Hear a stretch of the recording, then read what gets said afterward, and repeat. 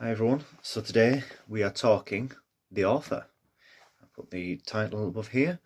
That The Author, the second film that I did, the second short film that I wrote, directed. So first of all we'll go off into what inspired it. So what inspired this one was The Secret Window, starring Johnny Depp. The idea of a writer whose career was behind him, that's the core of what I took from Secret Window. It's such a great film, obviously it plays that as a thriller.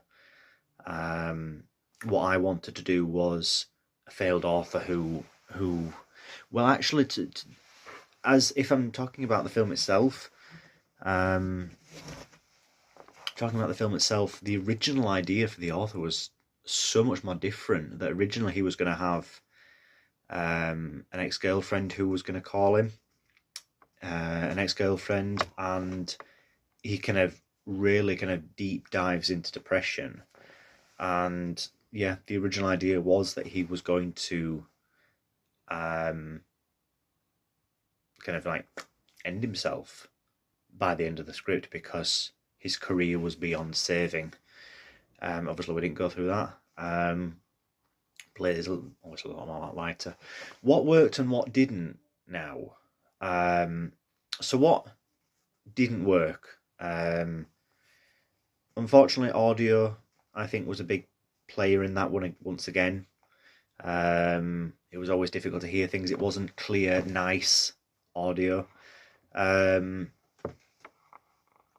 I'll probably say about is something that did work was the dynamic between Tobias and Susie, which was played by Ash and Sarah. Their dynamic on set was fantastic.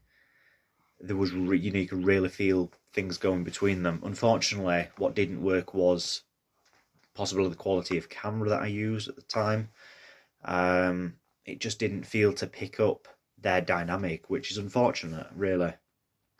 Obviously, we had Pudge, who was, she worked a charm for the film.